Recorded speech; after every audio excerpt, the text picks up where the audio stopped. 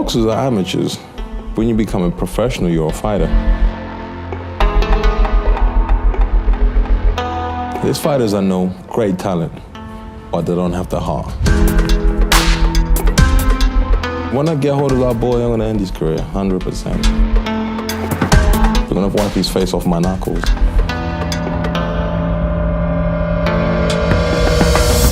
Promoters suck the blood out of athletes. I hate promoters.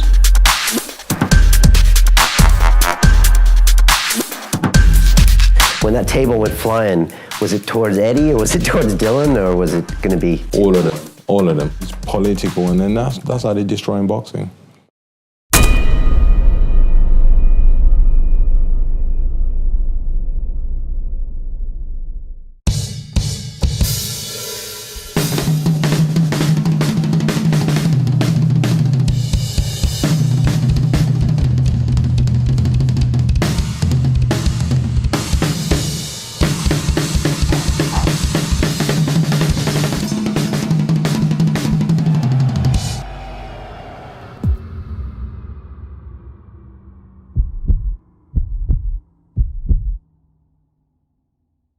This week on the show, we have the British heavyweight fighter, Dereck Chisora. This guy has shared the ring with the likes of David Haye, Vitaly Klitschko, and of course Tyson Fury, not once but twice.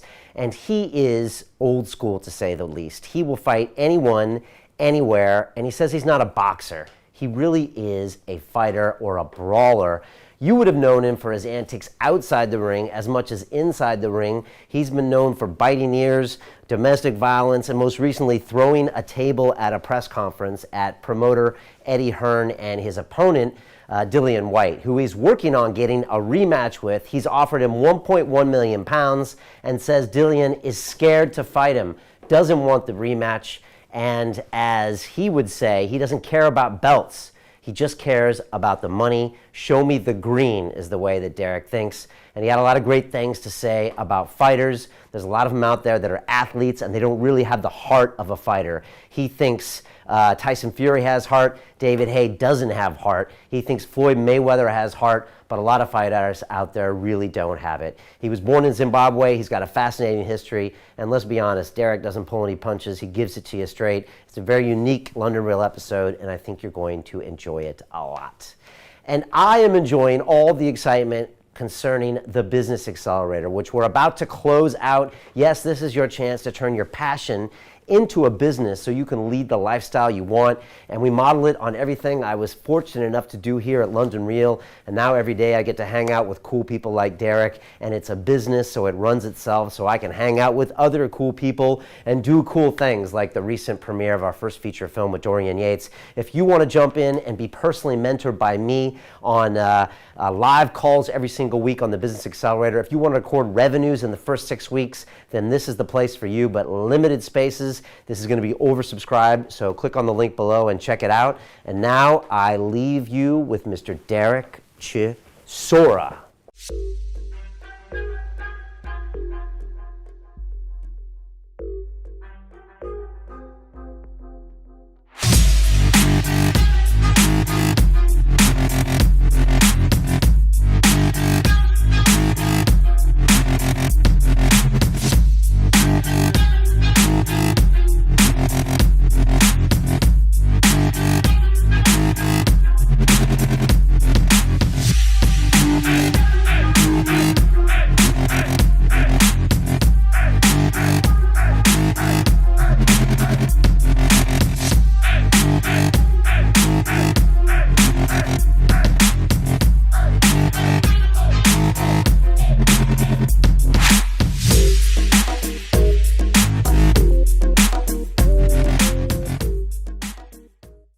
This is London Real. I am Brian Rose. My guest today is Dereck Chisora, the British professional boxer known for his controversy both inside and outside the ring.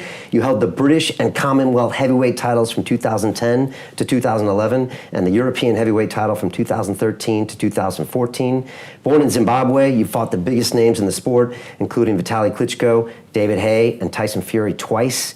Your last fight against Dillian Whyte, you lost on a controversial split decision that many say you won, and the rematch is now highly anticipated. Dereck, welcome to London Real.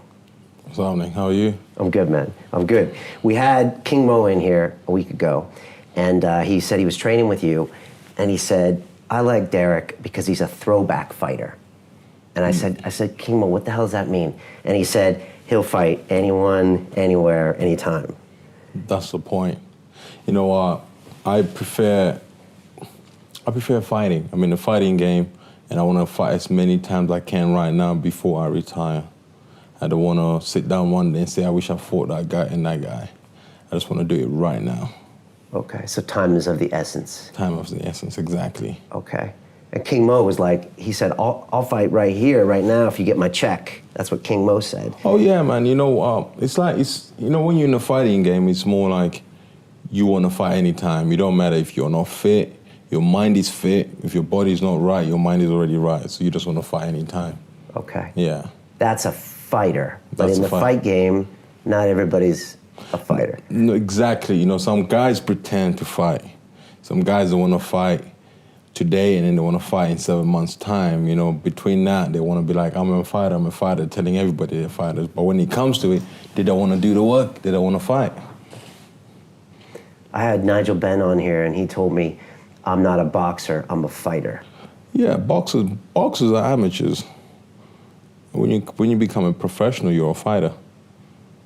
You know, amateurs, they box. They score for points. In the professional game, we got 12 rounds. We're not going to box, we're going to fight. How many of your opponents are fighting you in there? Or is it hard to find? You always say, you compliment the guys that come for a fight, don't you? I compliment, you know what, I compliment everybody else, everybody who comes in the ring, you know, because it is a hard sport to be in there. It's like, it's a gladiator sport. You know, you're in there, and the only two things you can use are your hands. You can't use anything else. You know, you have to hit the other guy, and when you're hitting him, knowing that he's going to hit you back. How are you going to react when he hits you back? You know, things like that. Is it more about what you can take than what you can deliver? I think it's 50-50. You know, it's about if he hits you, you hit him harder. You know, when you hit him harder, he's you know, some fighters, it's like, for an example, some fighters hit hard, that when they hit you hard, you want to walk out the ring, but you can't because there's about 10,000 people watching. When you get hit right on the sweet spot, you can either just buy your gumshoe and just go ahead with it. You know, I remember when, I think it was my second professional fight, I got hit so hard. I came back to the corner, went to my trainer, I was like, this is a long night. Because what do you mean? I was like, this guy can hit. And this guy didn't want to go down. He had some big legs.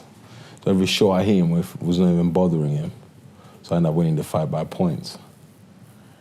But you saw those legs and you knew it was going to be a long night. Oh yeah, man, I just knew it. Even in amateurs, you tell, if you see your opponent, you just go around to his changing room. You don't even look at his face. You have to look at his calves and his legs. Then you know you're in for a long night. And that tells you like how much he's got in the tank? It tells you how strong he is. Okay. Yeah. Okay. And what do you do when you're in that second round situation? You just got hit in the sweet spot and you know it's going to be a long night. What keeps you in there? Just have to bite that gumshoe and just, whatever happens, happens. Just go for it. Is it because you want to win, or is it because you don't want to look bad in front of all these people? Like, what's that thing? You kind of go off your game for a bit, and then after you have to bring yourself back in the game. You know, it's like playing tennis. You know, if you lose the first 4 points, you have to regroup and then come back again. Right. You know. Now, you didn't know you were a fighter until you came to England, right? Yeah. And you've just happened to find out on the street. It's like, you know, if you got talent, you don't really know your talent until you get to a certain of age. Do you understand? It's like, for me, I've discovered my talent when I was 16. And most fighters do discover the talent when well, not when they're young, but when they get older, when they be mature. You know, it's like Mike Tyson, you know, same thing as Anthony, you know, we discovered his talent when he was in 17, 18. Anthony Joshua, yeah. yeah. So late bloomer Yeah, kind of. even Dylan White, you understand? So Yeah. it's like, for those fighters who thought they had talent in boxing, you don't hear them, you don't know about them anymore because they just start boxing when they were 8 and they thought that was their talent. And then when they get to 16, they find something else and realize boxing is not for them. So when you got talent, you find it out you don't find it early, but you find it out later on in life. Okay. How did you find out? Well, I went to the gym and I realized I loved it. I love boxing. And I love everything about boxing, the running, the hard work, the pain. The fighting is the easy part. Training's the hard part. Yeah. Sparring's the hard part or condition? Sparring is the easy part. Okay. Yeah. Sparring is just the easy part. You're going to do 12 rounds, 3 minutes, and you're right. It's the waking up in the morning, running, coming back, hitting the bag, doing the whole skipping, the whole cardio side of it. It's hard for a big guy like myself. Do you make weight or no? No, I don't make weight. Okay. So that's not a problem. But you have to still watch what you eat. I watch what I eat, but can't help myself. I'm a big guy. And why Bellator? Why does MMA interest you a lot? Because I know you were hanging out with MVP at the press conference and King Mo and things like that. Is that something you ever considered, or do you find it fun to watch? Yeah, it's like this, man. The world is changing. Bellator is just the same thing as the gladiators, but they're not killing anybody. But it's so brutal. Everything goes in there, punch, kicks, elbows, knees, everything goes. The only thing they're missing is swords and knives and guns. Do you understand? People want to see that kind of crap now. They want to see brutal, basically. They want to see someone get knocked out, waking up in 2 days' time. People want to see that now. That's more brutal than boxing. Yeah, because in boxing, you know exactly what's going to happen. In that sport, you don't know. There's 3 rounds, and each round of 4 minutes, 5 minutes. And the first 2 minutes, the first 5 minutes, the first round of the 5 minutes can be them wrestling, and then after, like, what? Let me just knock this guy. Let's go for it. I've seen some serious knockouts now. Yeah. Yeah. Head kicks and head kicks and all that kind of stuff. Okay, so you recognize it's the future. It is the future because nobody wants to see the pappy, pillow fighting no more. Okay. Yeah. Is that the state of boxing right now? State of boxing right now, fighters in boxing, fighters don't want to fight fighters. They want to avoid fighting fighters. They want to fight nobodies and say defend their titles by fighting nobodies, So it's very political. It's political, and then that's how they're destroying boxing. Okay. Now, when you see things like the Bellator and, like, say, the UFC, for example, the best usually fight the best in those organizations, right? Yeah, because you see, in UFC and Bellator, they got this rule: if you lose a fight, it don't matter. As long as you can fight and generate the viewers to come and watch you fight, it don't matter. But in boxing, it's more like if you lose a fight, you're downgraded. Your ranking is going down. I've lost 7 fights. When I lost fights, on my 5th fight, people are telling me you should retire. I'm like, no, what should I retire for? Because I lost 5? See, this is the ignorance of people in boxing. Because they think if you lost 5, you can't box anymore. So this is why it's different, Bellator and UFC and boxing. In boxing, you lose a fight. If you're number 1, you're probably going to go to number 6, and you just work your way back up. So the future's kind of with MMA and just recognizing that exciting fights are the place to be. Yeah, if boxing wants to be exciting fights, they should just say, you know what, so and so should fight so and so. The public want to watch it, but fighters don't want to do that. The promoters are so scared. They're like, no, if we do that, we're going to lose our TV rights and this and this. Right. It's all crap. So you see all that behind the scenes stuff that the public doesn't see a lot of times, right? The public see it. Remember the golden era of boxing was when Lennox Lewis was around fighting, Mike Tyson and things like that, Riddick Bowe and places, people like that. They used to love fighting. If you're a world champion in London, you want to fight a world champion in America to prove yourself you're the best. But really and truly, they keep tweeting saying, "Oh, so and so is gonna fight, so and so." We're waiting to sort it out, and then they're not sorting it out. So and so is fighting so and so, and so and so is fighting so and so. But it's nonsense. You kind of wish there was like a Bellator or UFC that would just say, okay, you guys fight now, no matter what. Yeah, but with those sports, you know, there's only one belt. But in boxing, there's about 5 different belts. Yeah. You know, you can be a world champion in London. There'll be another world champion, the IBF, WBC. You know, this is all like world champions. But if there was one belt, you see great fights. Yeah. Yeah. You know, you had an interview I saw recently, you talking to someone, and they're talking about this Dillian White rematch. Yeah. And, you know, someone's like, oh, world title, and you said, fight me, you make money. A world title doesn't pay the bills. That's what you're saying. It don't. And he knows that. He knows that. And you're like, fight the title, you get 60 grand. Fight me, you get $500,000 or $1 million. Yeah. That's that. It's like that. It's like, you know what? He's saying he wants to go for a world title. Great, go for a world title. You know, I'm not a big believer of getting a world title and I'm the best thing ever. No, I believe we're making money right now. You know, if I don't win a world title, if I make so much money, I'll be fine. You know, because it's about making the bread. You know, there's no need of you having the wheat and you don't have the oven to make the bread. Do you understand? I'm the oven. You know, I make the money. So if he wants to make money, he's going to fight me. His next purse, I'll be honest with you, his next purse probably about 50 grand. Right. He fights me, he's going to get him also 900,000 or $1 million. Yeah, you said you need people like me to sell a rematch. You need people like me for pay-per-view numbers. Of course, I bring the pay-per-view out. It reminds me of the UFC and Conor McGregor. You know, he's this crazy Irish star, and he had a loss last year, and he's still making this big money because people have all the eyes on him. And it seems like you're recognizing the same thing, right? People want to see rematches. You see, it's like this, man. If you look at Conor McGregor, you know, since Westlife is the biggest thing come out of Dublin, to be honest with you.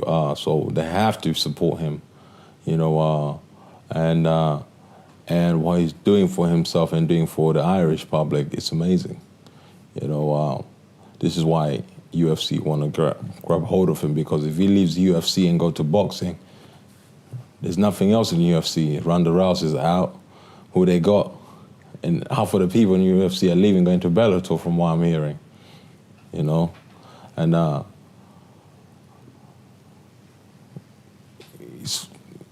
it's just a hard point to put across. You understand?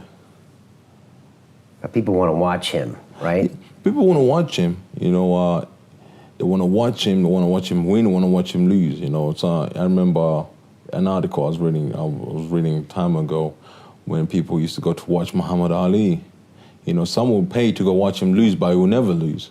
Do you understand? Some people will pay to watch him get knocked out, but you never get knocked out. You know, and I think the same thing with McGregor. He understands there's like a spectacle there, and that's why people want to come. Spectacle there. You know, when he's fighting. His press conference is sold out. He says what he wants to say.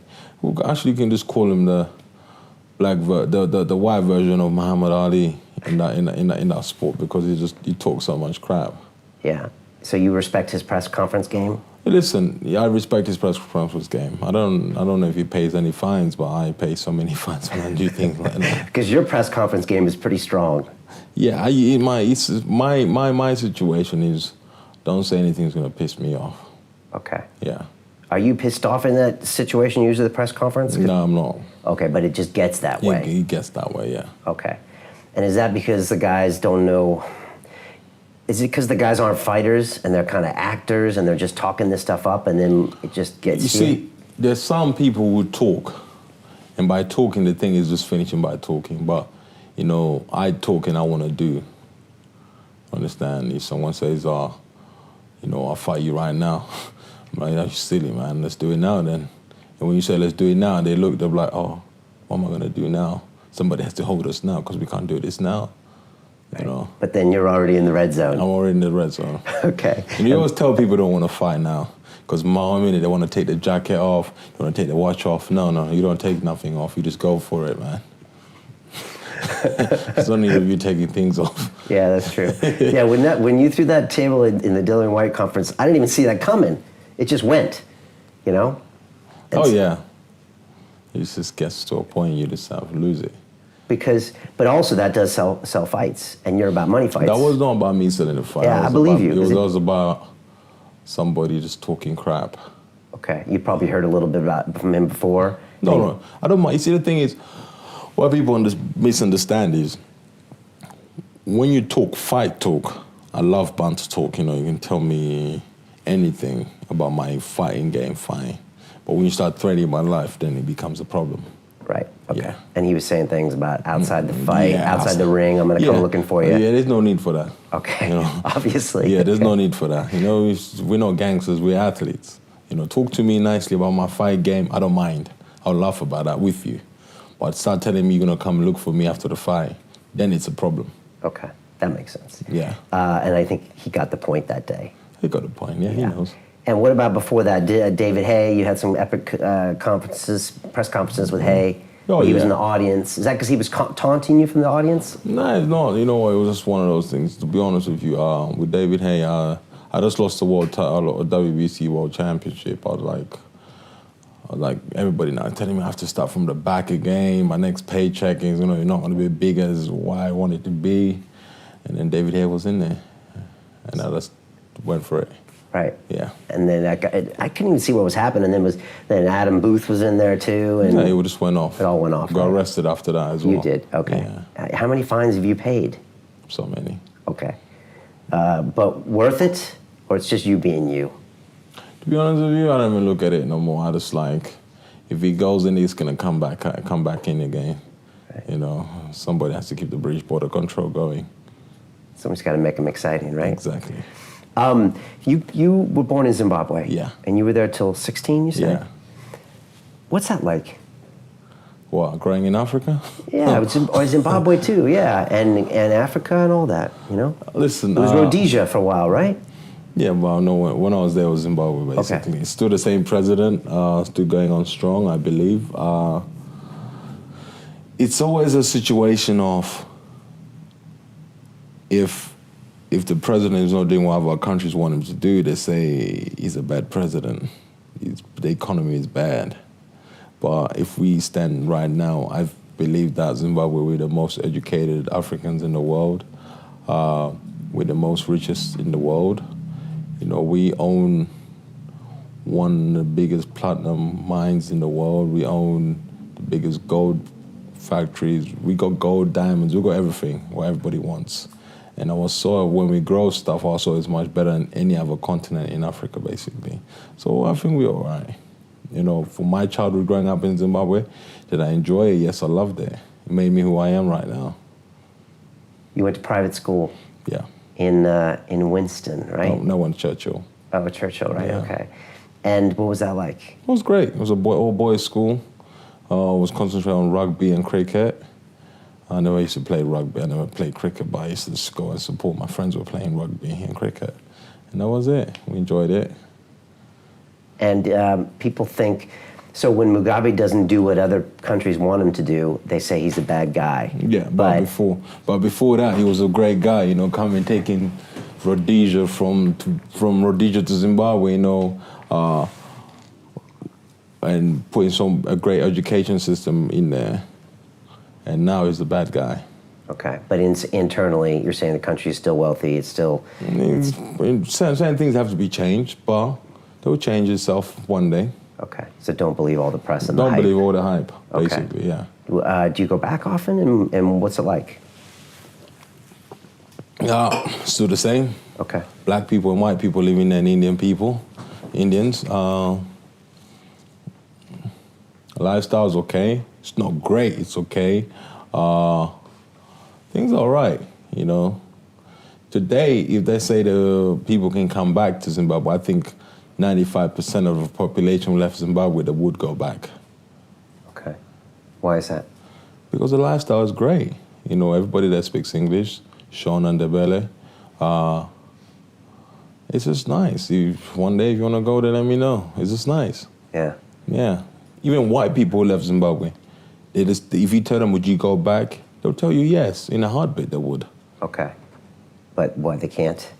They can go back now. They can go back now, but no idea why they don't want to go back. Okay. There was a good movie called The White African about like a white person in Zimbabwe and talking about the farms and all that stuff. Oh yeah, man, it's just great. You get, even in South Africa, you get guys who grew up there, and then if you tell them, oh, you need to go back to Europe, they'll tell you, no, I'm African. Yeah. Which is nice. I like that. Yeah, it's good. It's Yeah. good. Why'd you come to England? And was that a bit of was that culture shock, or was it kind of the same?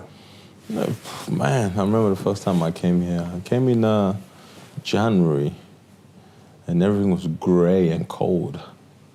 And I told my mother, like, listen, I can't do this, man. This is cold. She goes, no, let's give you a chance. Like, gave you a chance, and then I ended up staying. It was freezing. And you never boxed in Zimbabwe? So all happened here, never right? boxed, nothing. Became very fat. Then I went to the gym, met John Oliver, John Oliver and Jim Oliver, God rest his soul, he died. Those were the trainers of Finchley Boxing Club. Okay. And Joe Smythe, actually, yeah. Okay. And did they look after you? Did they sense some talent in you? For a beginning, I was not really interested in boxing. Until one day, after I've been going there for about a year, I woke up one day, I was just sitting in my house. I was like, you know what? I'm going to give it all I got in boxing. And then I woke up, I think I was not driving then. I woke up at 6 o'clock on a Saturday actually, got on the bus, went to Finchley, waited outside the gym from like 6:30 to 7:30 when they opened the doors to take us running in Tram Park. And they were surprised I was there. And there was just two kids, the fastest runners in the gym. And I said, whatever happens today, I have to beat one of these guys.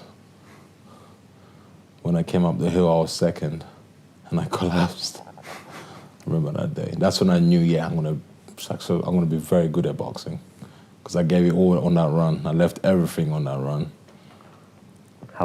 Even the trainers were surprised to see me come up the hill.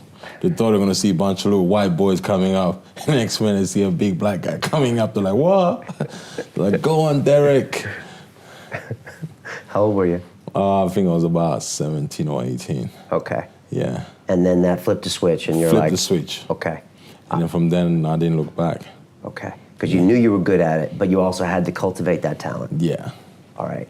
Okay. And I went to swim for it. Do you see guys coming up that have talent that just don't have the work ethic? Yeah. You see, in boxing, it don't matter. You might, there's a guy who was coming out on TV, old school fighter, I forgot his name actually. He goes, in boxing, you can have the best jab, you can have the best 1-2, but if you don't have this, there's no point for you being in a ring. There's fighters I know, great talent, but they don't have the heart. If you have heart and you can't hit properly, you'll make it. Because your heart will just tell you, you know what, let's just eat let's just eat the leather, but let's just hit this guy too. Most fighters don't have the heart. Most fighters are only in there for the sake of being on Facebook, say they box on their profile. But when it comes to the time to fight, they come up with excuses. Oh, I don't feel well, coach. Oh, can we postpone this fight until next month? I'm going through family difficulties. But on the other hand, a guy like myself will be like, when is the fight? Are you serious? Let's go with it. Let's go for it. And that heart gets you through the times in the ring where you're getting clocked? Or that's the heart that also gets you up in the morning at 6 a.m.? It's just no fear for no man. Okay. Yeah. Okay. Who else do you see that in fighters, in history or even today? I see that in one of my very good friends, Tony Bellew. He's fighting David Haye in the next in 1 week time. From coming from a lighter weight, coming into the heavyweight division. That's what you call heart. It's bravery, it's heart. He's got it. He's got the mental in him. He's either David Haye knocks him out cold or he's gonna get up and fight. you know. And who else has got heart like that? You know, certain fighters I know. Chris Eubank's got heart because he likes to go in and have a tear up, you know. Junior, he's got heart. Every time you watch his fight, he's either chucking 20 combination punch, he backs off, he gets tired, he regroups again, he goes for it again. You know, he's a guy who wants to fight. Okay. Yeah, even my gypsy friend, Tyson Fury, you know, fights and he likes to fight. You understand? Yeah. You see things like that, you can't walk in the gym and get that. You're either born with it or you're not born with it, you know, do you understand? Yeah. And those fighters I was mentioned there, they have got that. Do you think they have that because something bad happened to them when they were kids, or? Yeah, it's not something bad happened to them when you were kids. It's just like, it's like you're on it. You know, it's like there's a dark room there. You don't know what's in there, but you're just gonna go in and shut the door and just fight whatever's in there. Yeah. Yeah. And that's what the public really wants to see, right? Do you think that's what, is that why like Nigel Benn and Chris Eubank had that rivalry? Because both of those guys... They had heart. Yeah. And the public knows that over time, don't they? They know that, but they wanted to see who's willing to go to the end. You understand? Get knocked out the ring, come back in the ring and just let's go. You know? They want to see that. You know, it's like some people when they get knocked out, you can see they got a chance to get up, but they don't want to get up. They're scared to get up because they've given up. You know, there's fighters you've seen get knocked out, and you're like, get up. The ref is counting 1, 2, 3, 4, and they're still down on their knees. They can look at the ref. The ref knows this guy don't want to fight, but he's going to stare at counting. By the time he gets up to 8, the ref goes, do you want to fight? And he goes, no. You can see him no, shaking his head, and the ref goes, no more. And then he'll be like, thank God I'm out of that fight now. You know? It's just certain fighters are just born differently. Yeah. But when there's two guys with heart in the ring, that's what makes these big fights and yeah, big rivalries. Big time, 100%. Would you rather fight a guy with heart or not? I'd rather fight a guy with heart. Okay. 100%. Because he's gonna bring the better off you, and you're gonna bring the better off him. Okay. You know, you fight a guy with no heart, you hit him, bum bang. He's gonna feel the power, and he's gonna, you know, I'm gonna survive another round. If I get hit in the body, I'm just gonna drop down and get my money and go home. Okay. So bad fight, boring fight, doesn't bring the best in you. Exactly. So the reason why me and Dylan's fight was great, yeah. You know, when Dylan was training, he thought I was not gonna turn up. But when I went in the ring, in the first round, I surprised him. I looked him in the eyes, and he thought I was joking. Surprised him. In the first minute, he was already bleeding from his mouth. Did you say something to him? No. Okay, but he felt it. He said some stuff. Oh, I don't use my jab, I don't use this. First thing I hear him was 2 strong jabs. He went back, and he goes, oh, Jesus, I'm in for a fight. Mm-hmm. Then we start going to work. That was not the game plan. My trainer was telling me, go in there and box him. I don't need to box nobody. I'm there to fight. If we have the rematch, it's going to be worse than the first one. You're going to have to drag him off my knuckles by the time I finish with him. David Haye, does he have heart? David Haye, I don't know. You know, he hasn't got heart. No, David Haye hasn't got heart. After the fight, he said good things about you. He said if he hadn't have been in the best shape, you would have gotten the better of him. Yeah, but really and truly talking about, precisely about a guy who's got heart. Yeah. You look at it with certain numbers of fights. Yeah. When he boxed, what's his name? When he got knocked out in his first knockout. Yeah, I was actually at that fight. Yeah. It was early in his career. It was at Wembley, yeah. I forgot his name, but yeah, I was there. He knocked Enzo out, and then he knocked Momac out to become the Yeah. Cruiserweight undisputed champion. Yeah, You I know? was at the Mormac fight too. Okay. And then he boxed Value for the WBO, whatever it's called, yeah. Anyone could easily beat a Value if you just have the right game plan, keep touching him for 12 rounds and keep running away. You don't want that. Even my own daughter won that fight, playing tag with that guy.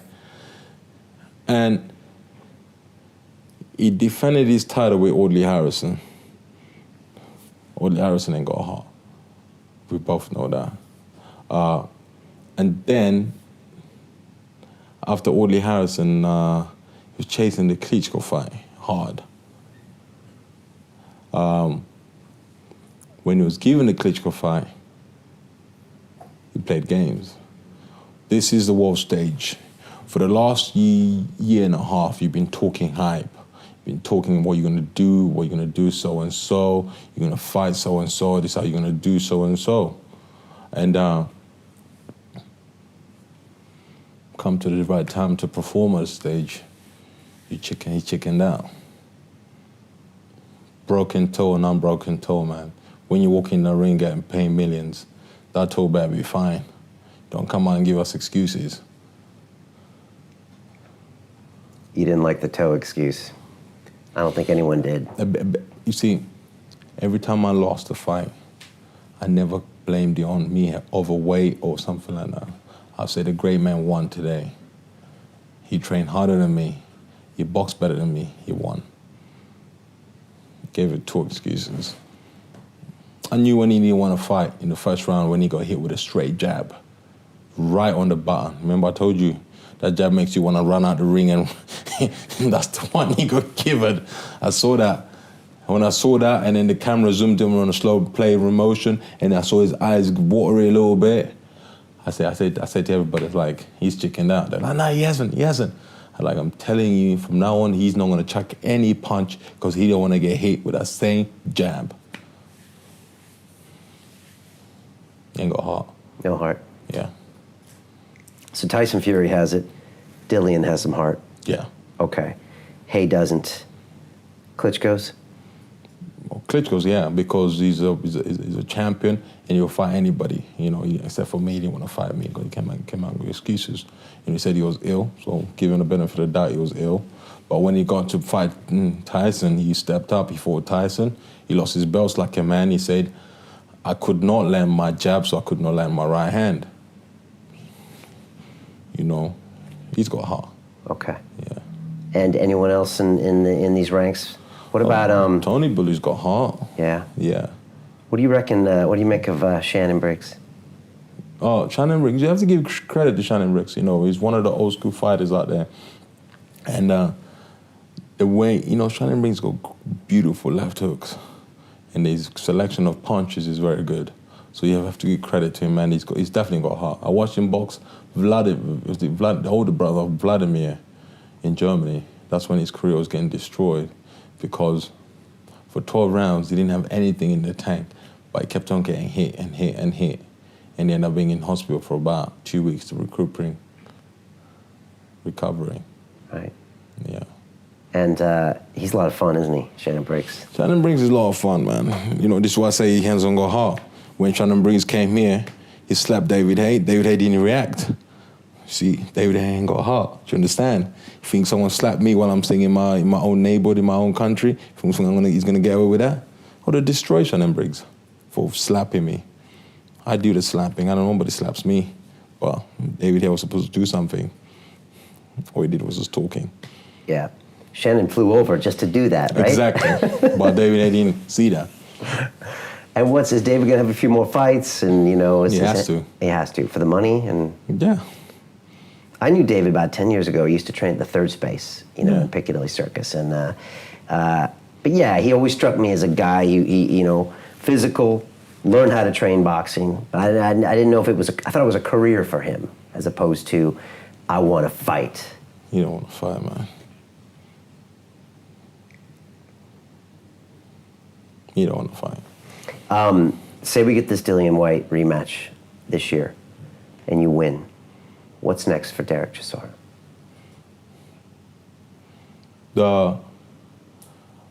I think I'll just do my rematches with every fight I lost to. I will probably fight.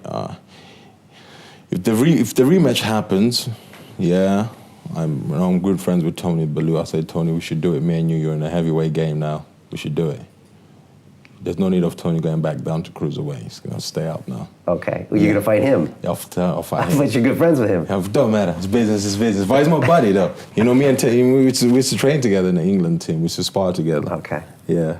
Do you spar anymore? Yeah, I was with him last week Friday, and I'll be with him this Friday. So it'd just be like you get paid a lot of money to spar. Basically. Be a good fighter. He hits hard, though, Tony. Okay. Yeah. So you'd want to rematch Tyson Fury 3? Tyson Fury 3 is going to happen. What happens in that fight? Well, train hard for it, and I'm going to stop him. Okay. He knows that. You know, me and Tyson are very good friends. You know, one thing me and him respect on each other. He's always told me, you know what, Dereck, every time I had to fight you, you never backed out. Even when I had a broken hand, I took time off, came back and fought him. So every time I'm having a fight, he ever flies over to see me, and then he hangs out with me for a bit, and then I saw him in Manchester again. He comes and says hello and stuff like that. Okay. So there's no bad blood there. There's only two guys want to fight. Right. Okay. Does it make it easier or harder when there's no bad blood? It's just a fight. I don't need bad blood. You know, when you're in the ring, it's gonna happen. Mm-hmm. Okay. David Haye 2. What happens there? That's if he takes the fight. You know, I'm be knocking David Haye out. He has to take the fight. He has to win this fight. It's going the next 2 weeks, in a week and a half. Against Tony. Yeah. Vitaly Klitschko, 2. What happens? I don't know, but we have to get him out of retirement. He's running his country down to the dust, so we have to get him out of politics. And what about Anthony Joshua? Is that something that might happen? That will happen.